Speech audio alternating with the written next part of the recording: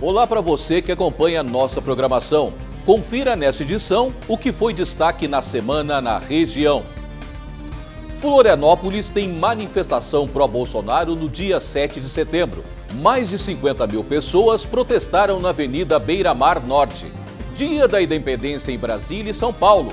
Atos também reúnem apoiadores ao presidente da República. Caminhoneiros protestam em todo o país. Manifestações foram registradas em rodovias federais e estaduais em diversas regiões. Com receio da falta de combustíveis, postos ficam lotados. Na quarta-feira, filas se formaram e faltou gasolina em vários postos. Lei que permite a presença de animais domésticos em condomínios em Santa Catarina é aprovada. Em protesto, servidores da Celesc param nesta quinta-feira. A agência de Garopaba não atendeu ao público. E ainda, Museu ao Ar Livre Princesa Isabel conta a história da colonização no sul de Santa Catarina. Espaço retrata como era a vida da colônia Grão-Pará no século passado. Estas e outras informações agora no Pix Notícias.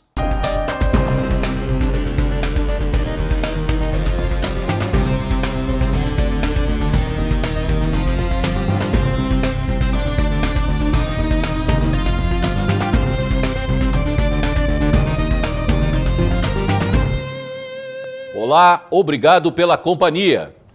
A última terça-feira foi marcada por manifestações em todo o país. Em Florianópolis, milhares de pessoas se reuniram na Beira-Mar Norte e saíram às ruas, em apoio ao presidente Jair Bolsonaro. Era bem cedo quando os primeiros manifestantes começaram a chegar. Nas camisetas e placas, frases de protesto. Homens, mulheres, adolescentes, idosos, casais, famílias, grupo de amigos. Cada um com a sua mensagem, mas todos pela mesma causa. Na verdade, esse ato é um ato sequente, né? Desde abril de 2019, a gente está fazendo a manifestação em prol do governo e também da democracia, contra os abusos do STF, né? Especialmente de alguns ministros que exageram e desrespeitam a própria Constituição. Após se concentrarem desde as primeiras horas do dia, os apoiadores saíram às ruas. Eles caminharam pela Avenida Beira-Mar Norte. Além de apoiar o governo federal, eles também pedem o voto impresso e são contra as últimas ações do Supremo Tribunal Federal. E decretando neste momento que o Brasil seja um exemplo para o mundo, pois nós sabemos o que queremos, não somos uma boiada conduzida, como a maioria diz, e a consciência nos faz estar aqui hoje para juntos mostrarmos que nós fazemos a diferença sim. E o que eu peço é que todos que estão em casa agora saiam, posicionem-se, pois este é o momento de nós fazermos valer a nossa vontade. Mais de 50 mil pessoas compareceram, segundo os organizadores. Nem mesmo a ameaça de chuva afastou os manifestantes.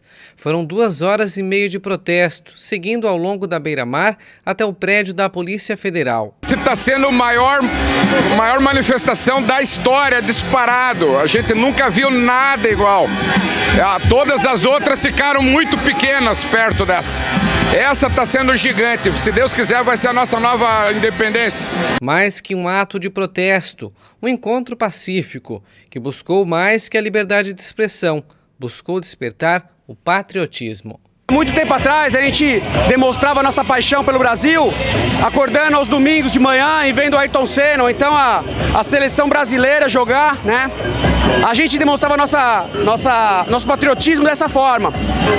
Em 2018 tivemos a oportunidade de eleger um presidente de direita e ele resgatou essa paixão que hoje a gente pode perceber aqui que todo mundo de verde e amarelo, então com a bandeira nas costas. Então o resgate do patriotismo, da paixão pela pátria é a principal característica de todos que nos unem aqui. O povo unido jamais será vencido! E na capital também teve movimento contrário ao presidente da República. O ato ocorreu no Largo da Alfândega. Multidão em apoio ao presidente Jair Bolsonaro se reuniram também em Brasília e na capital paulista. O presidente discursou aos apoiadores. A celebração do 7 de setembro começou cedo no Palácio da Alvorada. Aviões da Esquadrilha da Fumaça fizeram uma tradicional exibição de acrobacias. Nelson Piquet, tricampeão mundial de Fórmula 1, conduziu o Rolls-Royce presidencial com Jair Bolsonaro até a entrada principal. O presidente e o vice Hamilton Mourão e os principais ministros ouviram o hino nacional enquanto era hasteada a bandeira do Brasil. Em seguida, o presidente sobrevoou a esplanada dos ministérios. Bolsonaro viu de cima a multidão que se concentrava na frente do Congresso. Os manifestantes, de verde e amarelo, começaram a chegar na noite de segunda-feira. Milhares de pessoas carregando faixas e bandeiras do Brasil ocuparam as duas vias do Eixo Monumental e o Gramado Central. Apoiadores do presidente vieram de todo o Brasil para participar do ato que ocorreu de forma pacífica. Rinaldo e um grupo de amigos de Garopaba foi à capital federal participar dos protestos. Fazer parte de um evento desse é saber que a gente vai ficar para a história, porque, segundo as fontes que a gente conversou, foi o maior movimento popular da história do Brasil em todos os tempos, porque eram muita gente, muitas pessoas já maduras, porque poucos jovens, a gurizada entre, sei lá, até 25 ou 30 anos, poucos, tinha alguns, mas eram muito poucos, e a maioria pessoas de 30 para cima, pessoas idosas, mas um mar de pessoas de verde e amarelo, inclusive algumas com crianças, pessoas até com deficiência, com muletas. Então é algo assim, é emocionante a gente participar de um evento de uma magnitude dessa. Assim como nos manifestos realizados ao longo do país, as pautas eram as mesmas. A reivindicação era a nossa liberdade de expressão, que está sendo tentada ser cortada, né? A nossa liberdade de expressão, o nosso direito de ir e vir, porque hoje o que está acontecendo no Brasil o que o STF, na verdade, está fazendo, cerceando os nossos direitos. Então, existia muitos cartazes pedindo a nossa liberdade, o voto auditável, né, com contagem manual, depois dele ser eletronicamente feito, contagem manual. Esses eram as maiores pautas, os maiores cartazes assim feitos que a gente pedia, era esse tipo de coisa. Após os atos de celebração à independência, o presidente Jair Bolsonaro falou à multidão de apoiadores. Perdeu as condições mínimas de continuar dentro daquele tribunal.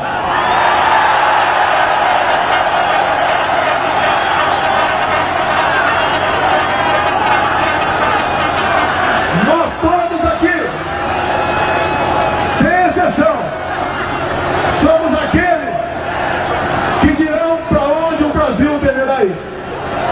Temos em nossa bandeira escrito ordem e progresso. É isso que nós queremos. Não queremos ruptura.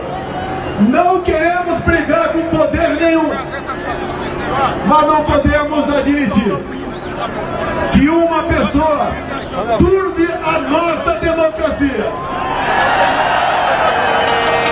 Não podemos admitir que uma pessoa coloque em risco a nossa liberdade. Em São Paulo, na Avenida Paulista, milhares de pessoas gritavam palavras de ordem. Os manifestantes seguravam faixas e cartazes, alguns até em inglês. O presidente Jair Bolsonaro chegou à tarde e sobrevoou a Avenida Paulista num helicóptero das Forças Armadas. Em um trio elétrico, ele discursou aos apoiadores. Admitir que uma pessoa apenas, um homem apenas, turve a nossa democracia e ameace a nossa liberdade. Dizer a esse ministro que ele tem tempo ainda para se redimir, tem tempo ainda de arquivar seus inquéritos, ou melhor, acabou o tempo dele. Sai, Alexandre!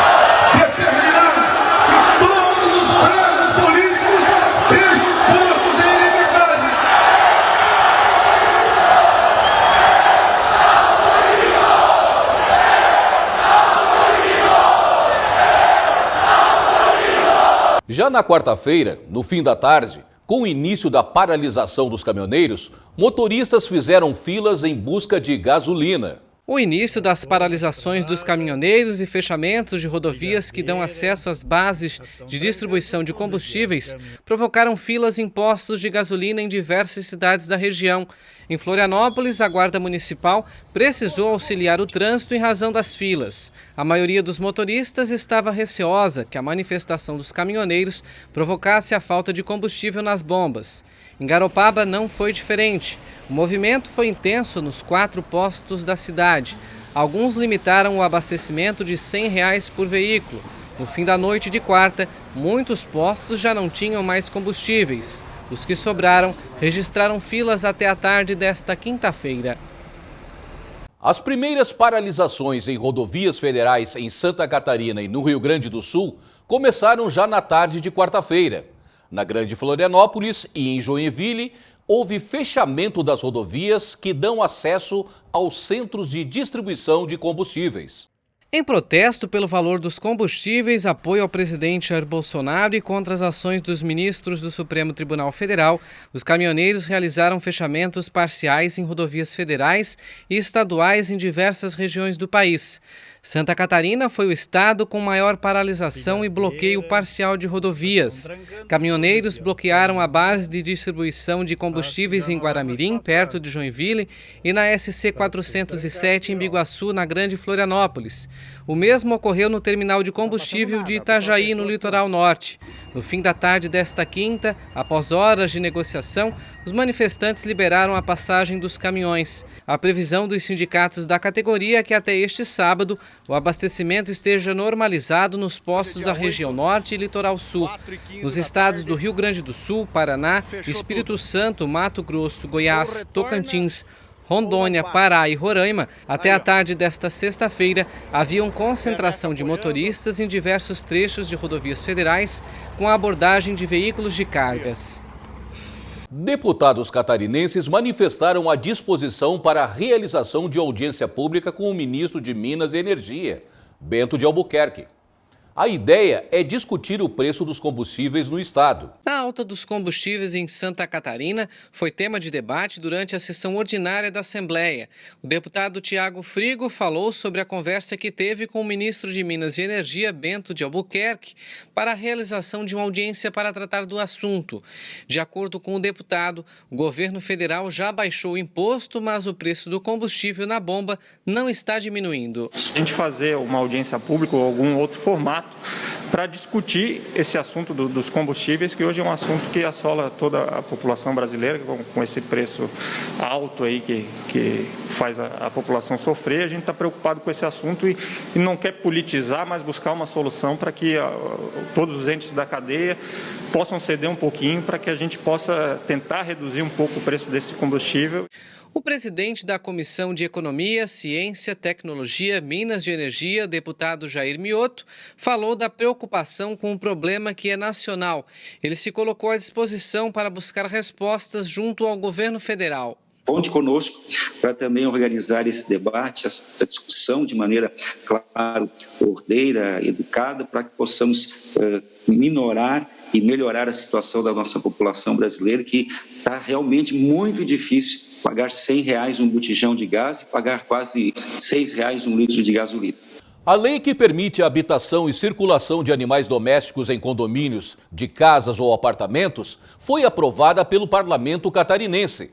Para entrar em vigor, a legislação precisa ser sancionada pelo governador do estado. O plenário da Assembleia Legislativa aprovou o projeto de lei que regulamenta a situação de animais domésticos em condomínios. Pela proposta, fica livre a habitação e circulação de animais pertencentes a proprietários de imóveis ou inquilinos em condomínios de casas e apartamentos.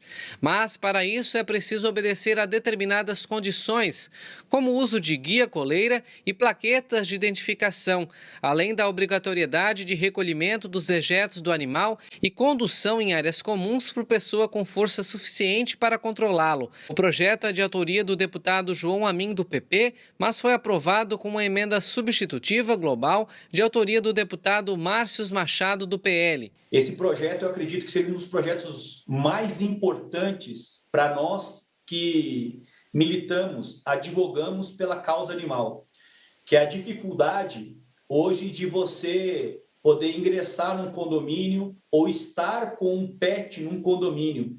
E assim, os julgados, através do STJ, eles nos garantem isso através de medidas judiciais. E, a partir deste momento, o deputado João Amin apresentou esse projeto, e aí eu encaminhei para esse grupo de protetoras e nós colaboramos, nós agregamos várias situações nesse PL. Para entrar em vigor em Santa Catarina, o projeto de lei ainda precisa ser sancionado pelo Poder Executivo. Quem precisou dos serviços da agência da Celesc de Garopaba nesta quinta-feira não teve sucesso.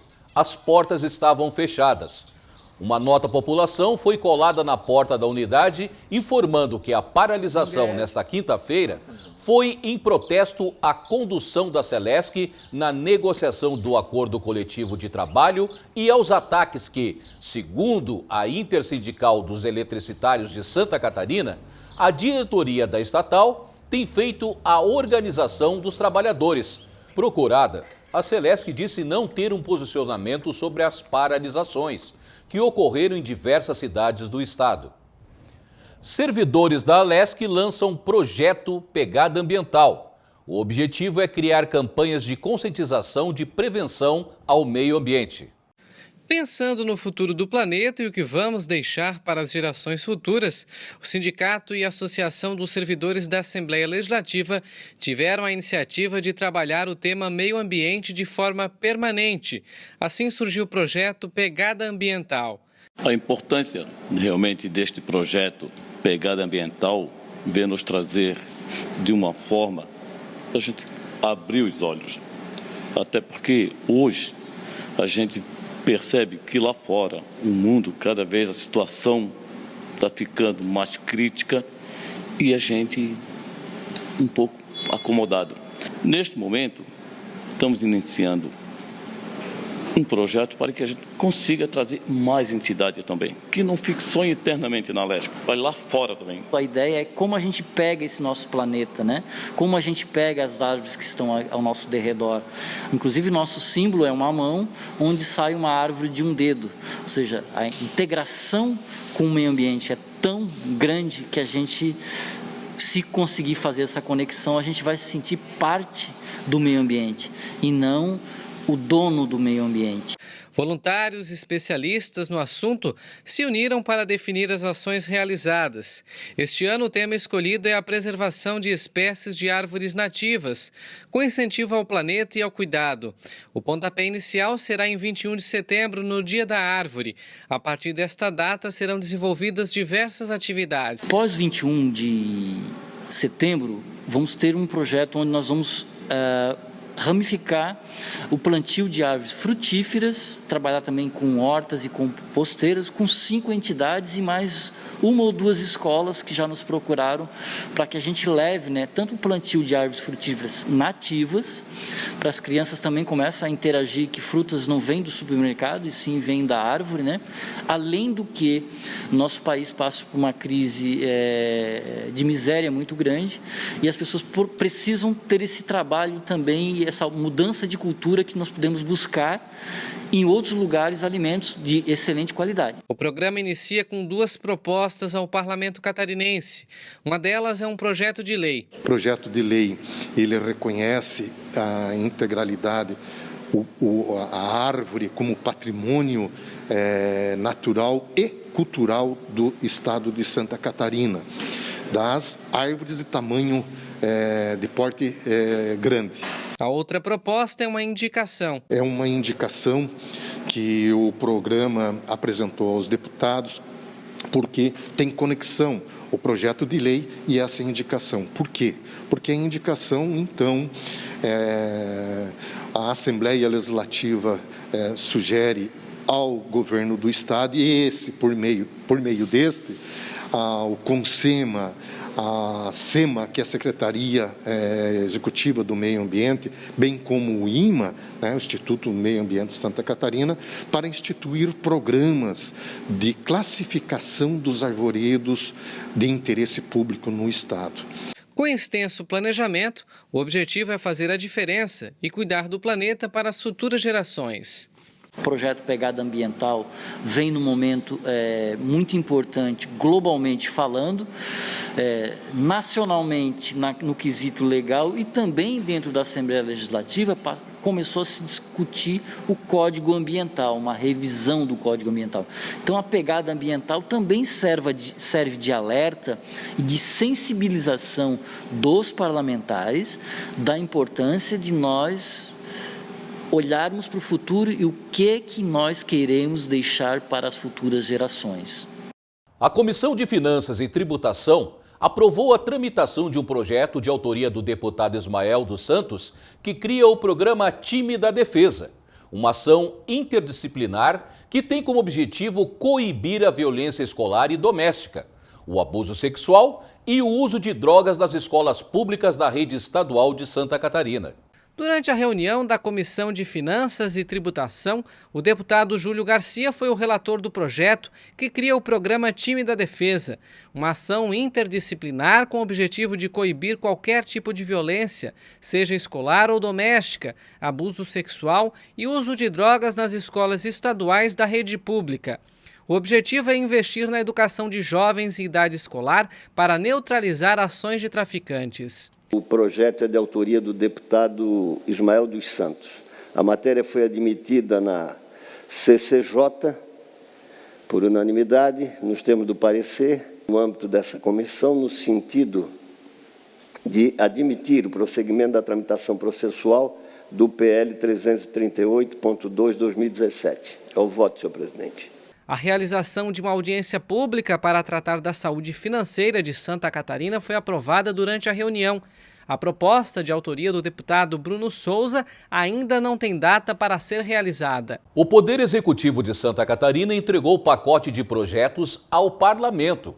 Entre as propostas está o aporte de mais de 115 milhões para obras em rodovias federais. Um pacote de 8 projetos foi entregue pelo governo do estado à Assembleia Legislativa. A apresentação das propostas foi realizada pessoalmente pelos secretários da Casa Civil, Heron Giordani, da Fazenda, Paulo Eli, e da Infraestrutura, Tiago Vieira, durante uma reunião com o presidente do Parlamento, deputado Mauro de Nadal, líderes de bancada e blocos partidários. Dentro do pacote há projetos como doação de terrenos, por exemplo, mas 4 deles são de maior impacto. Entre os projetos, 2 deles compõem o pedido de autorização para o aporte de mais de 115 milhões de reais para obras em rodovias federais do estado, sendo 100 milhões para a duplicação da BR-470 e outros 15 milhões para a BR-285.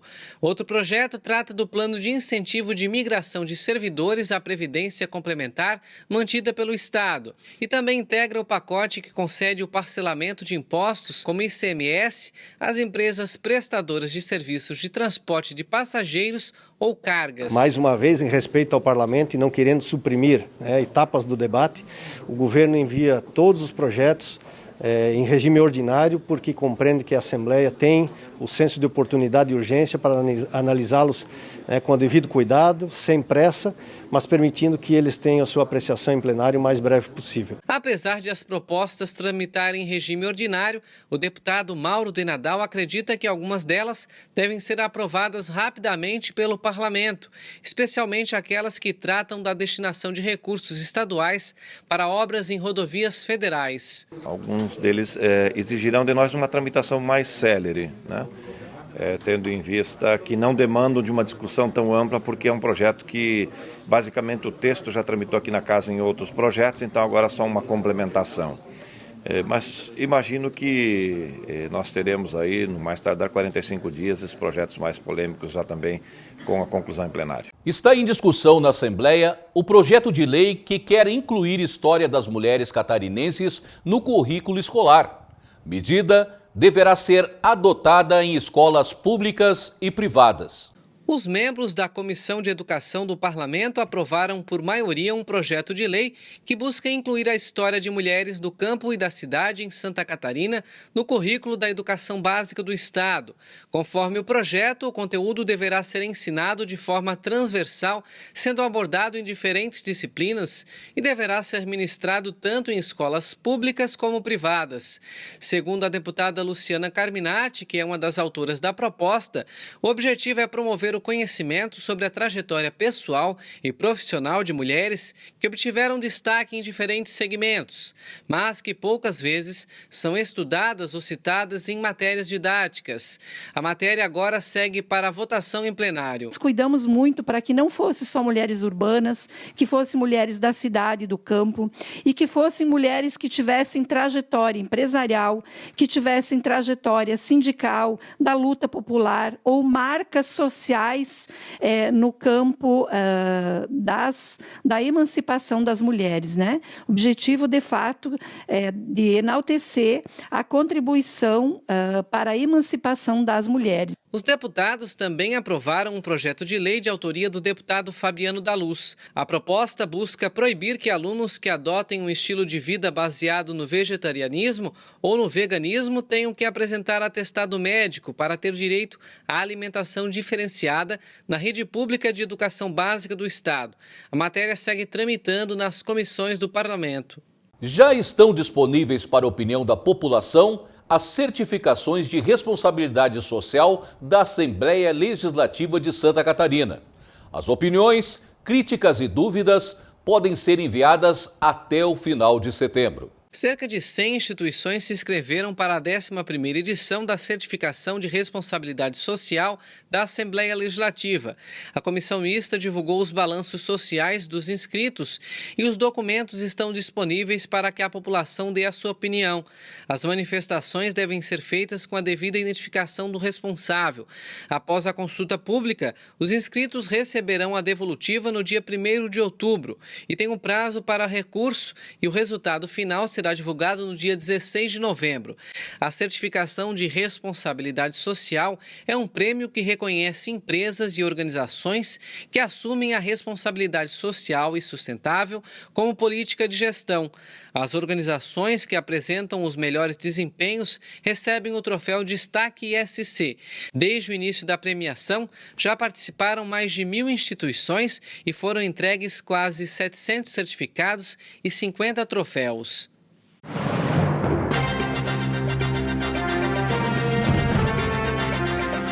E agora você confere as notícias da área de segurança pública no Giro Policial.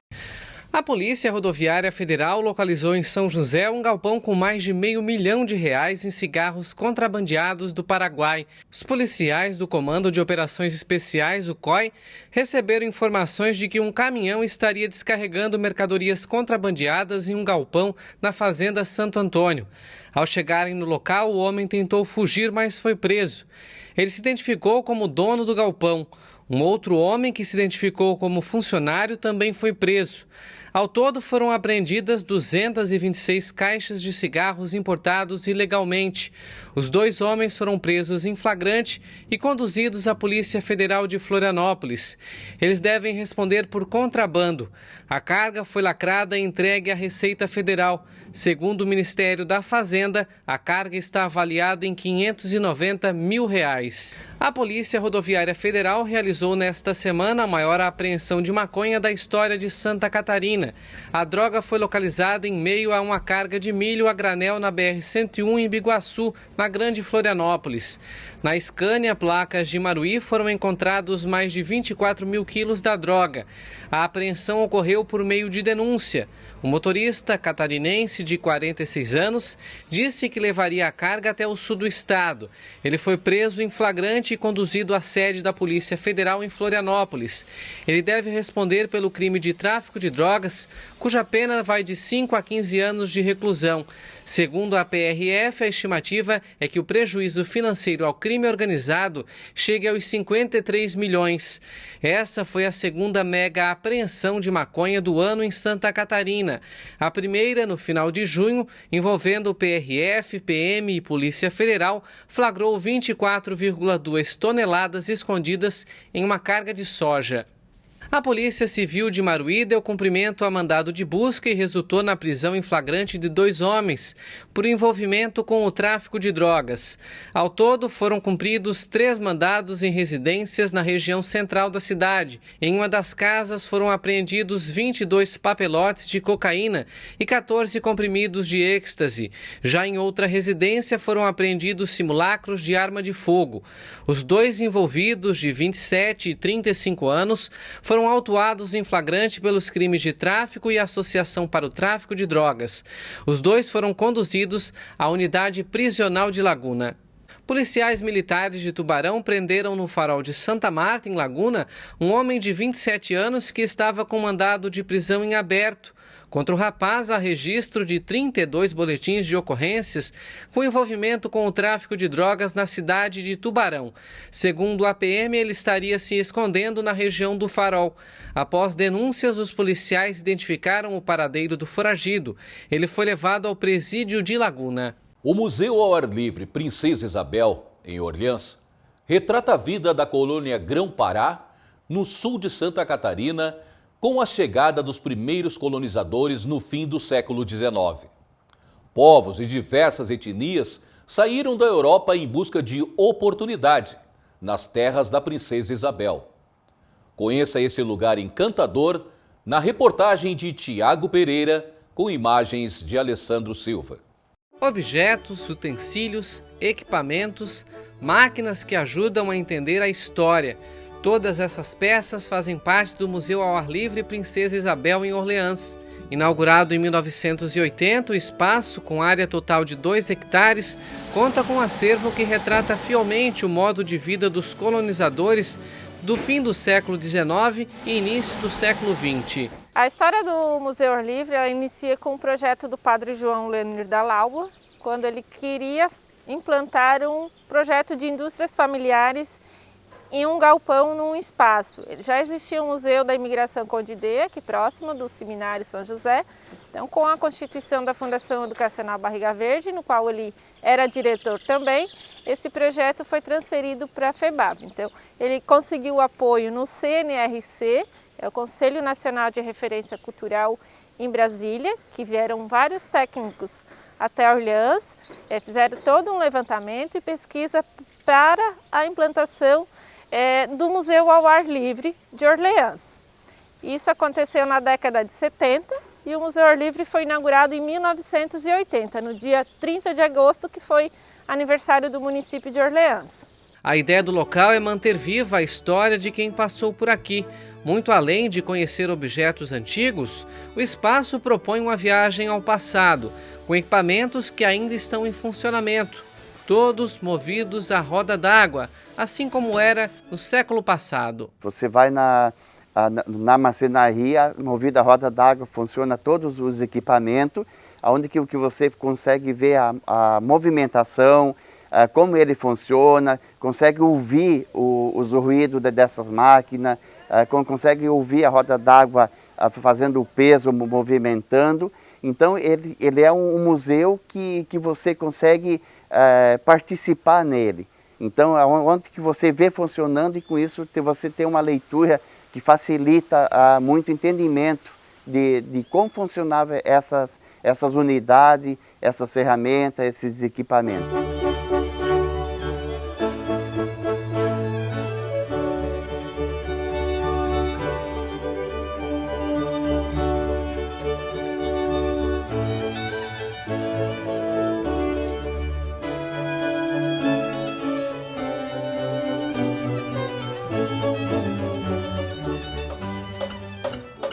Seu José é o responsável por manter tudo em funcionamento. E para ele, cada um desses equipamentos tem um valor especial, pois foi o pai dele quem construiu o museu, o primeiro desse gênero na América Latina. A gente trabalhava junto com o pai ele era o chefe, o mestre que estava ensinando. E ele tinha uma maneira assim bem daqueles tipo italiano de ensinar. Ele não falava muito assim. Ele fazia e mandava a gente observar, e depois ele mandava fazer, e a gente tinha que fazer. E ele não corrigia assim com palavras, era só um olhar assim. Aquele olhar que a gente tinha que entender. Estava certo, não estava? Às vezes ele passava, por exemplo, a gente fazia um encaixe, que era cortado com uma ferramenta que é o enxó. Ele passava a mão, ele não dizia nada, ele só passava a mão. Aí a gente tem que fazer o quê? Passar a mão para ver se a gente sentia. Alguma imperfeição a gente sentia assim no contato com a mão. E era assim, aquele sistema de ensinar que eu acredito que além de ele não estar dizendo, que às vezes diz a palavra, entra pelo um ouvido e sai pelo outro, ele dava aquela condição de a gente pensar também o porquê daquilo que ele fazia. E como que devia de ser feito, que eu acredito que seja uma maneira mais fácil de a gente aprender. A gente percebeu também que, além de a gente aprender a profissão, a gente estava aprendendo também a manter esse patrimônio que tinha aqui na nossa região, que depois da enchente que deu de 71 e 74, diminuiu bastante, porque depois também naquela época surgiu a energia elétrica. Então quem tinha uma roda d'água lá na beira do rio, que o rio tirou a roda ou danificou alguma coisa, ele já partiu para o motor elétrico, porque era muito mais prático, né? Também nós chegamos a uma conclusão que as unidades elas têm que funcionar para as pessoas verem como é, como que funciona, qual é a técnica, como que foi essa construção dessas peças, dessas ferramentas para facilitar a vida dos imigrantes. Toda a manutenção é feita aqui mesmo. Até hoje, seu José usa os ensinamentos do pai no trabalho, uma conexão com o passado, mas bastante presente. Na serraria aqui atrás, tem um ponto ali na entrada da serraria que quando eu passo por ali, parece que eu entro em contato com ele. Porque assim, se eu tenho um problema aqui no museu para mim resolver e eu não tenho uma solução, parece assim que quando eu passo por aquele ponto, logo depois eu já acho a solução. Parece mesmo que é um contato assim, que a gente tem. E eu já percebi isso várias vezes, não foi uma vez só assim que eu percebi isso. Então, talvez, quem é que duvida que tenha mesmo isso, né? Que a gente tem esse contato e a solução aparece mesmo. Porque tem coisa que eu aprendi com ele, eu vi ele fazer, mas faz tanto tempo que de repente a gente esquece. Inicialmente o museu recebia o nome da cidade, mas depois homenageou a Princesa Isabel, já que a região, na época colônia de Grão-Pará, pertencia ao patrimônio total da princesa. A Princesa Isabel casa com o Conde D e recebeu de seu pai, Dom Pedro II, um dote de casamento. Um dote de terras de 98 léguas, uma parte era em Sergipe e outra parte aqui em Santa Catarina. Em Santa Catarina ficava aqui na região do Vale do Rio Tubarão. Hoje, traduzindo, são 10 municípios que fizeram parte desse dote. Não é a mesma extensão do território que hoje se compõe esses municípios, né? Mas a maior extensão do território ficava no município de Orleans. Então, por isso que Orleans é considerada a dote de casamento da Princesa Isabel.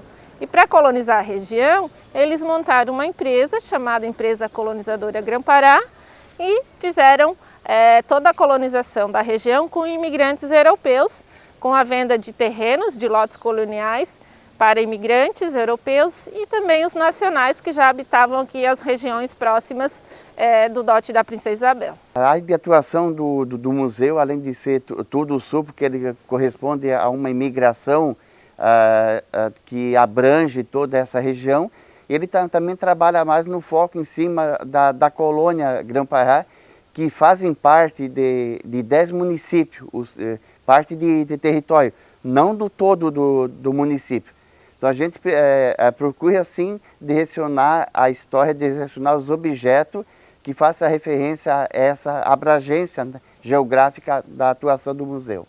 O museu conta ainda com um rico acervo de documentos da extinta colônia de Grão-Pará.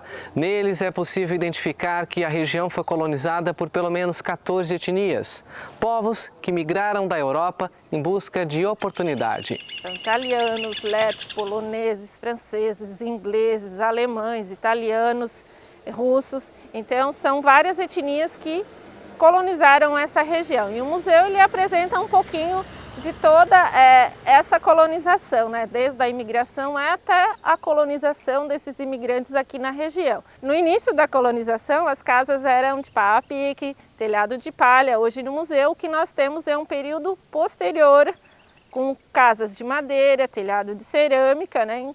Um período posterior ao início da colonização. Para a criação do museu foram anos de estudos e pesquisas. Padre João, o idealizador, além de colher depoimentos da população, teve acesso a todos os documentos da colônia, que hoje estão no museu. Ao todo, são mais de 250 mil documentos que relatam fielmente este intercâmbio entre Brasil e Europa. Digamos assim, a vida privada de uma colônia, que você tem carta, documentação, registro de censos, diário de bordo, lista de navio, passaportes.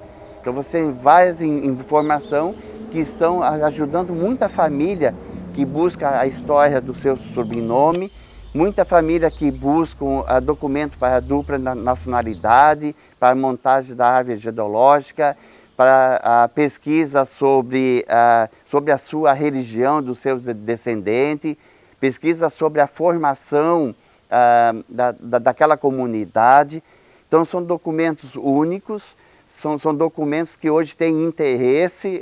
O Museu Nacional de Gênova já fez convênio com a instituição, com o museu, por causa dessa documentação que eles não conhecem, a Europa não conhece, como se deu essa imigração e como que foi todo esse processo. Então são documentos que ele começa agora a ter uma importância e uma referência não só local, regional, mas como mundial, que ele passa a ter através dessas pesquisas.